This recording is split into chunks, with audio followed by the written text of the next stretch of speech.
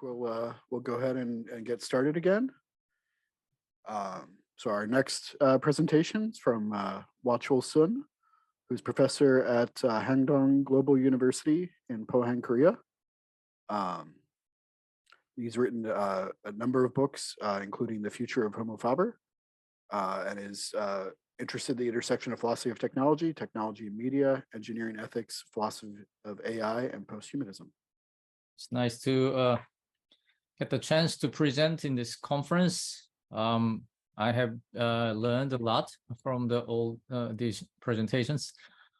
My presentation would be slightly different from the general trend of all other presentations.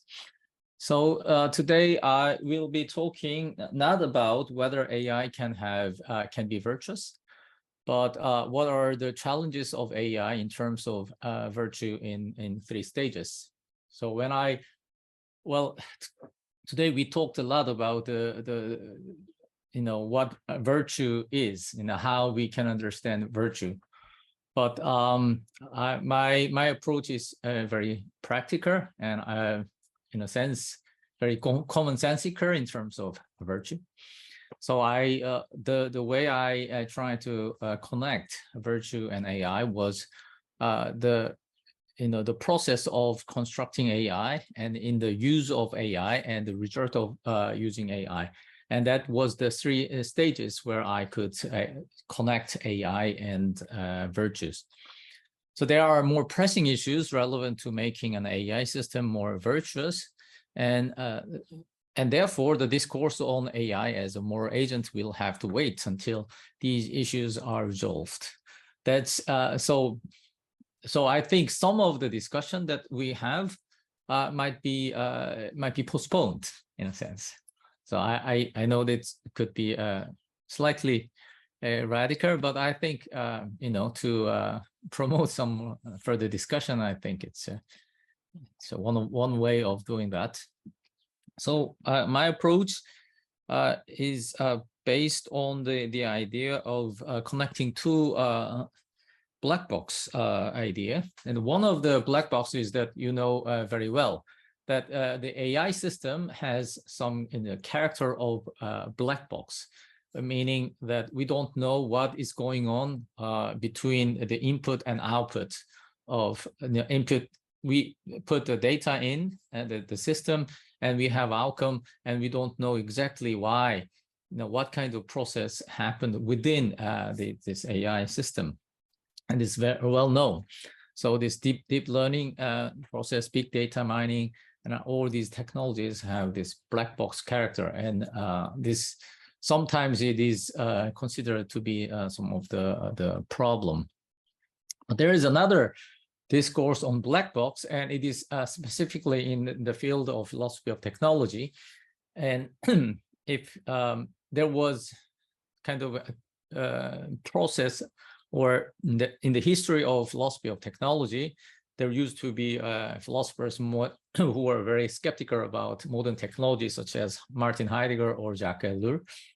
But then later in the 70s and 80s, there were philosophers who criticized these classical philosophers of technology, saying they talk about philosophy without knowing anything concrete about technology. So, it is too vague. And there was no particular alternative while they criticized technology. And they said so the new philosophers of technology criticized older philosophers of technology that they are treating technology as if they are black box. So they don't talk about the concrete the features of AI, modern technologies, but they just criticize as if they are as a whole, technology as a whole. Now, when I combine it, and when we come to the AI issue, I think we can observe an interesting twist, namely that the 2 black boxes just mentioned are overlapped. The fact that we do not know the inner process of AI producing outputs from inputs seems to intensify the black box type of vague discourses on AI that the empirical turn would criticize. In this case, the former is technical side of AI, that is AI 1, and the latter is the object of vague discourses on AI 2. I think the discourses, we talk more about AI 1, that concrete features of AI technology, that will limit the discussion on AI 2. So we shall examine whether there's any key elements of AI that might lead to fundamental conflict with the current moral standard. And here, current moral standard is not as specific as some of you have discussed. So it's very commonsensical. Once we investigate the actual operation, principle, and structure of AI technologies in different stages, the question of virtue can be asked on a more concrete level. Can you make and use AI technology in virtuous ways? Will the result of using AI be virtuous in terms of human work? And so that they are the 3 stages: making, using, and also the result of AI technology. So I begin with the making AI process. Now, here I refer to the fact that in order to make AI system, you need a lot of data cleansing process, and these data cleansing process are often done by the laborers, low-waged laborers in poorer countries. So ChatGPT has been considered to be quite decent in the sense that it doesn't reply to sexually aggressive statements, or it does not say anything inappropriate. But in order for making the ChatGPT in that way, you need a sweatshop where laborers take away all these inappropriate contents, so it doesn't appear to ChatGPT, but it was sorted out by hand by some people. And a few months ago, I visited Hong Kong, and there I heard the presentation of Karen Hao, the reporter, and she explained what's going on behind the scene of AI glamour. So on the one hand, the data cleansing process seems to be a necessary step in making AI's function acceptable.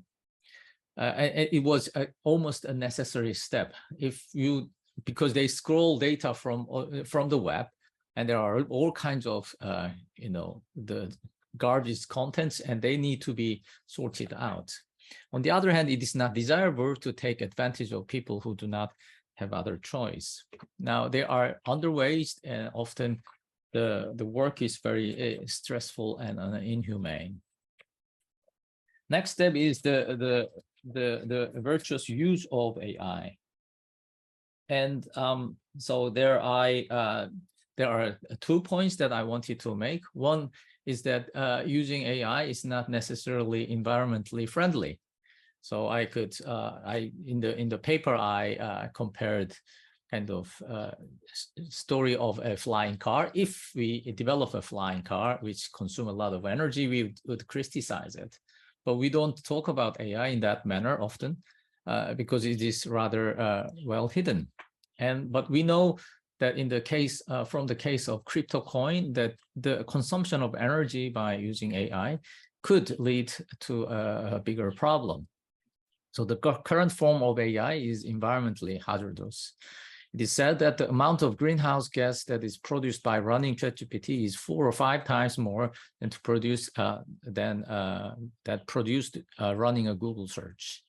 That means that it's just one search on the ChatGPT and one search in Google search. The exact amount of energy used for the service is not even revealed. I mean, but the training process of ChatGPT requires a lot more the energy. So the use of the AI in current forms are not very virtuous. Also, there is a problem with intellectual property right and notion of creativity, and well the problem. And a few months ago, there was a letter of German Trade Union of Authors and Performers of the EU. They mentioned that this ChatGPT and generative AI could lead to a serious problem for their own jobs, because they, collect all this data from basically everywhere, and it is difficult to trace where they came from. And once it is created by ChatGPT and re-enter to the database, then the original authors, the right the original right would disappear. Now, the third was the result of AI technologies, and I think this has been mentioned several times yesterday and today already. So I compared with killer robots that and CRISPR-Cas9 technology on human embryo. I mean, these killer robots and CRISPR technology, they have their merits. So there are some good things that can happen by these things, even killer robots, because if killer robots are used, people will not die, and the killer robots will be much more efficient in killing people who need to be killed, basically, not civilians. But we do not agree with these technologies, so AI technologies might bring a lot of good things, but there are other aspects of that too. Does not mean that we should, I'm not saying that we should not use AI, but we need to just begin our discussion from this very concrete level. And one of this is unemployment. I don't think I need to talk about that. And already it was mentioned yesterday and today, AI and big data-based recommendation algorithm leading to confirmation bias and political polarization.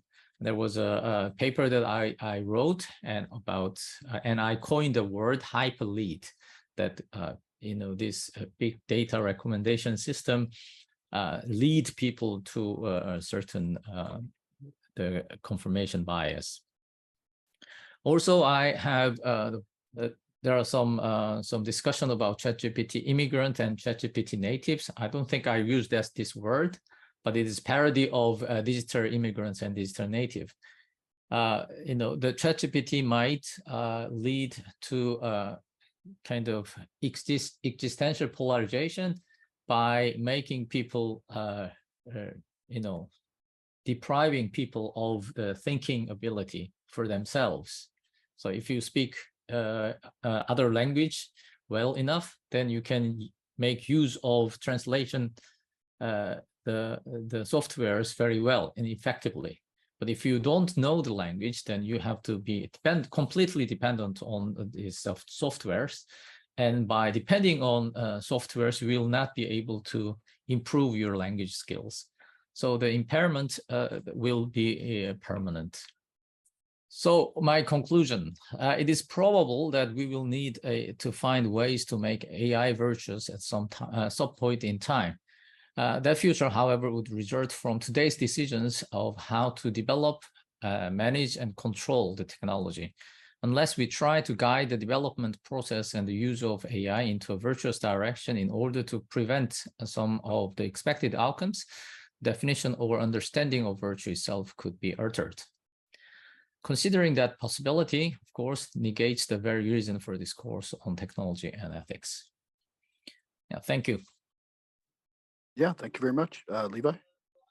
Hi, thank you, Wha-Chul, for your interesting talk. I'm sorry, I don't have my screen on. My connection has been somewhat unstable today.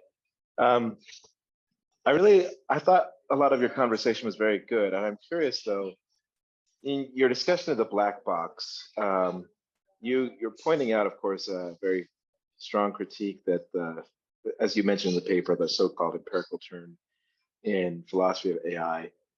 But I wonder if the black box isn't as black as we think it is, that we know sort of the motivations, the intentions, the goals, the purposes, the intentions of AI researchers and companies. And it's important, the work of, you cited Feinberg, and his more recent work, I think 2017, Technosystem, he talks about the need to bridge both the empirical turn, or STS, he turns specifically to it, actor network theory, and critical theory, kind of looking at the ideology behind the development, the use, deployment of technology. So is it really as black? I mean, this really leads to the question then of not just things like the question of ecological impact, as you point out, and the abuse of low paid laborers, but also what is really the goal of the program? Is it really something that can be aligned with virtue? What is the ideology that's being promoted and so forth? Is this something that you think is relevant, or does it fit in at all with the work you're doing?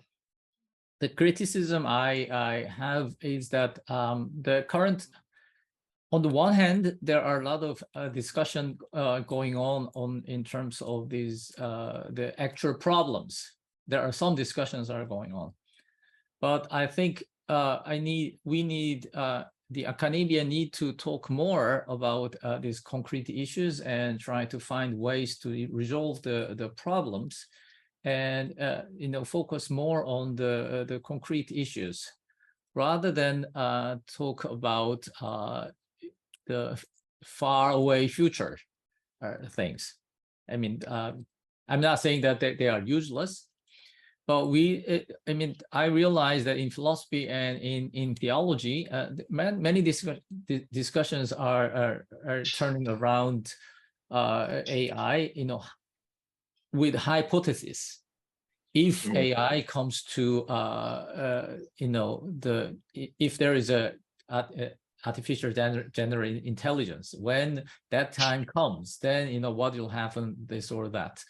And the kind of we talked about a lot about virtues, but at this moment I think what is what is at stake is a real problem.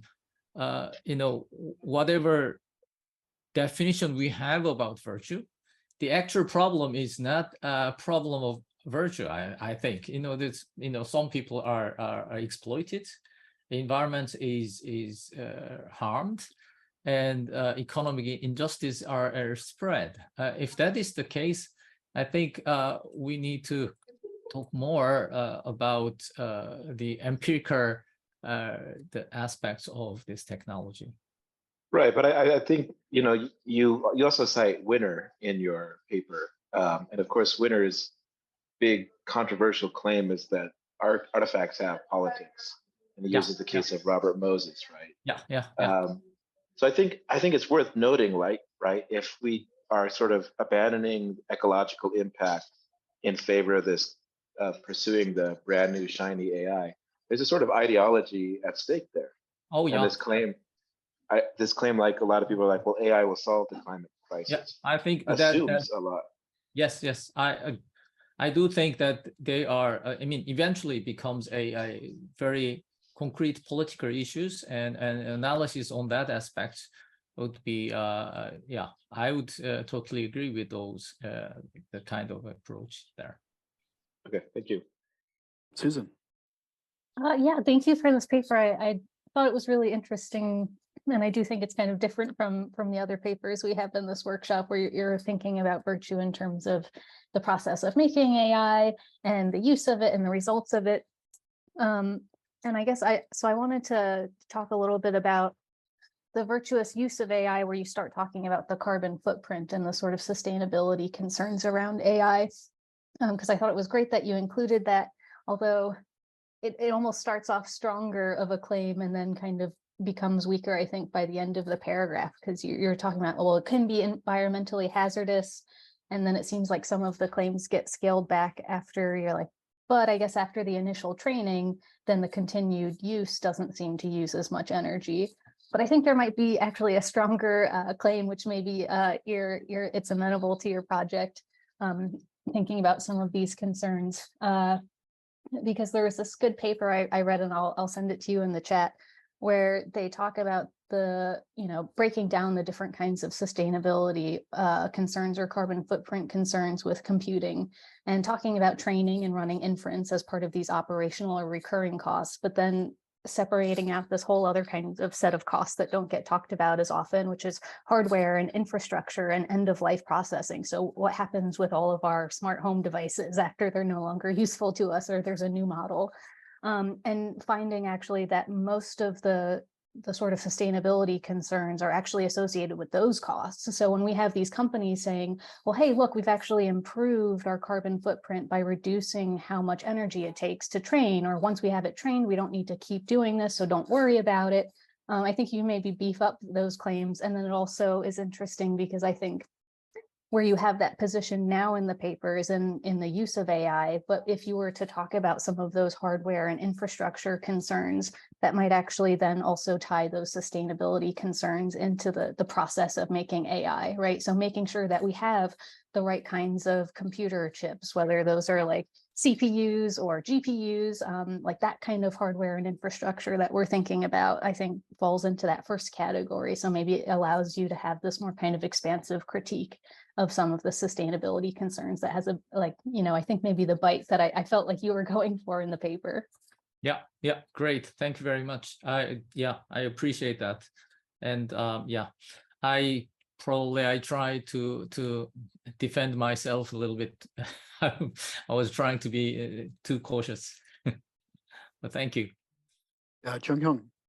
I deeply appreciate your presentation. In a sense, I think your approach is quite resonant with my own presentation yesterday in terms of introducing a broader perspective on AI system. And my question relates to the title of your paper, Virtuous AI in a Mundane World. So you seem to apply the phrase virtuous AI to the entire AI system, from designing, use, and results. And all the process should be a kind of virtuous. Then my question is, how could you define virtue or virtuous in this context? Could there be any single definition of virtue integrating all these different stages?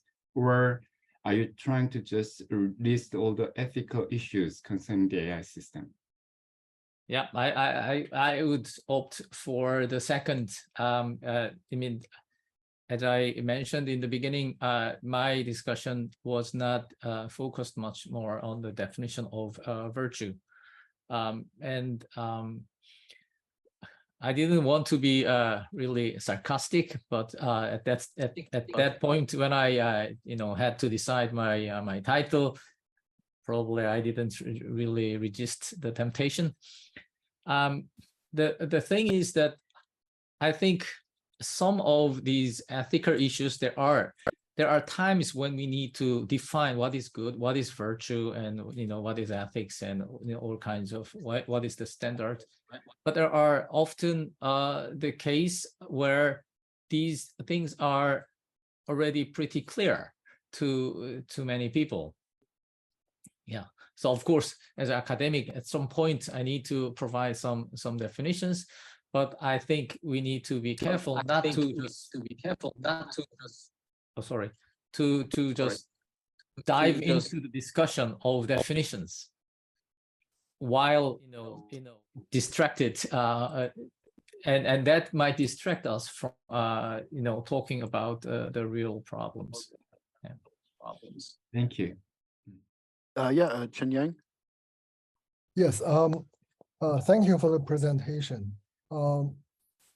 Every wave of new technology brings new ethical challenges for us and for society. I wonder, in your view, whether this round of ethical issues, challenges raised by AI is in any way qualitatively different, or is it just another form of technology like we have experienced in the past? Yeah. If there is any real significant qualitative difference in the type of ethical issues it brought us, what would that be? Thank you. Thank you.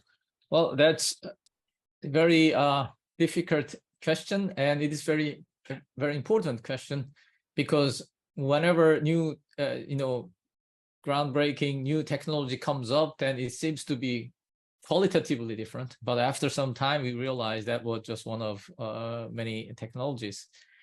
And still, I do think that AI has some special place in the progress of humanity, in the sense that it kind of substitute or imitate human thinking.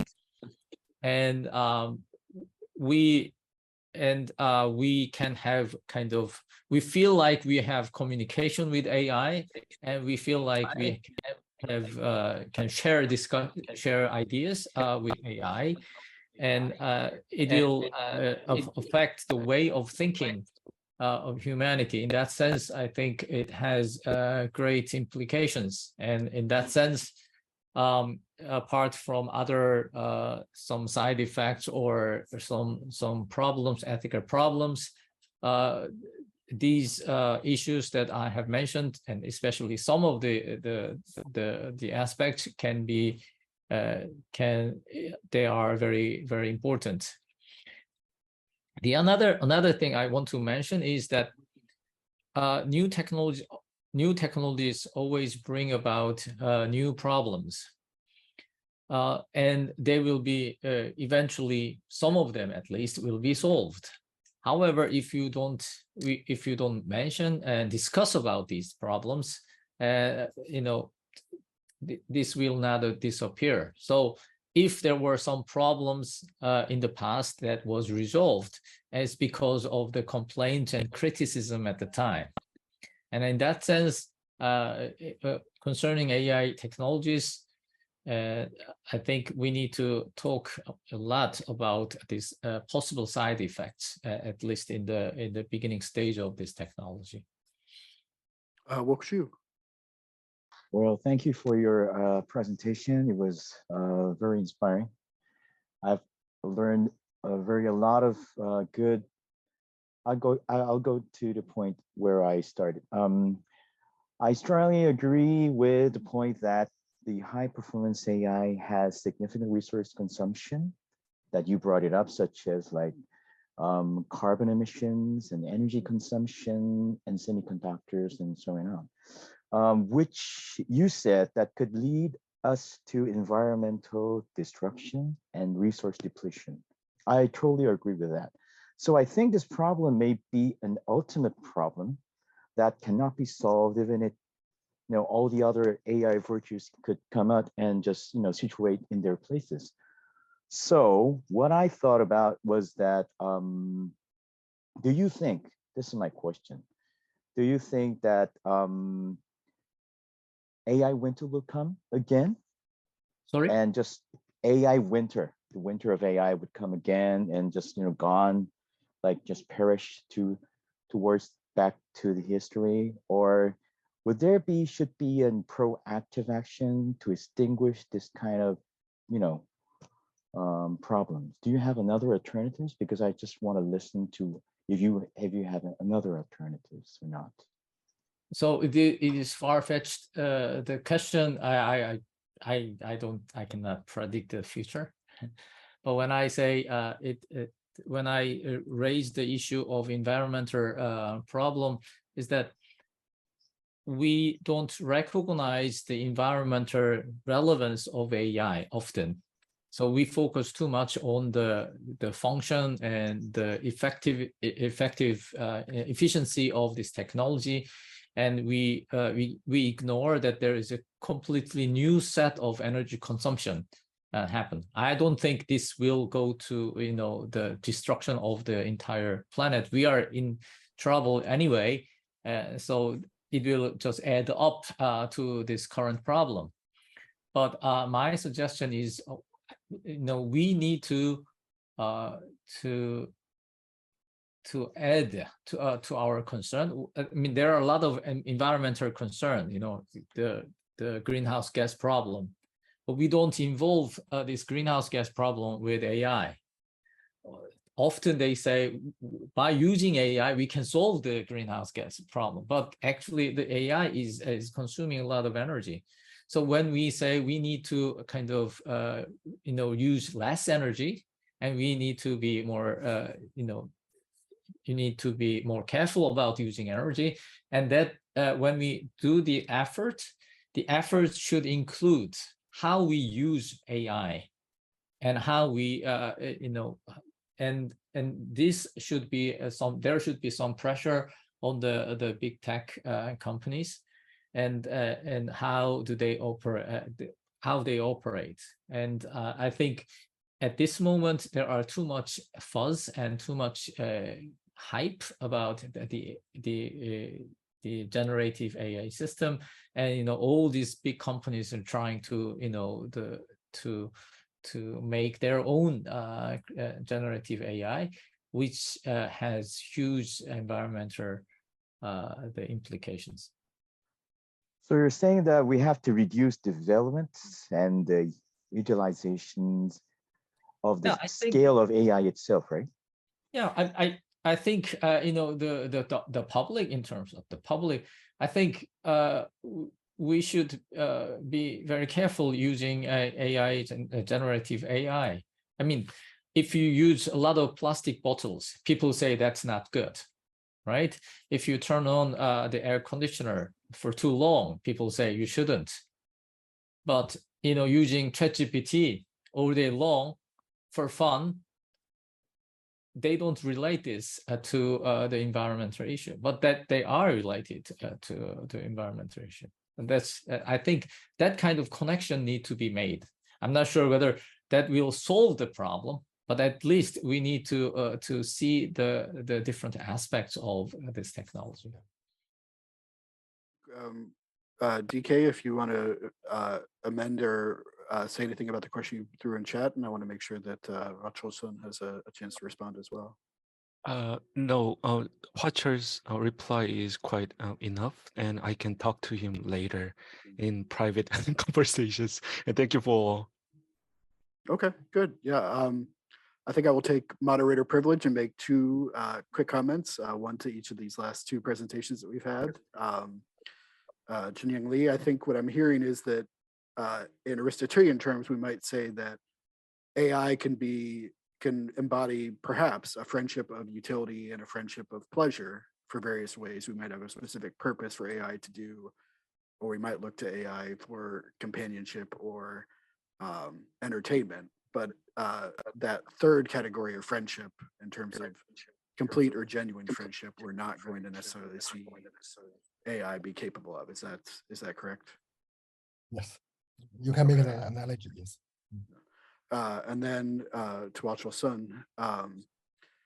I think your paper is very much fits in with what we're doing, because there's a saying, sort of a question of, can you have ethical consumption within capitalism? And I think the question that I hear you raising is, can we even have virtuous use of AI if we have all these inherent issues that problematize even the operation and the structure of AI itself? So I think that's very much a part of the questions we're sort of asking. I think we sort of ask the positive end of the questions of saying, can AI help us be virtuous? Can AI be virtuous? But there's still that underside of the question, or can it not be?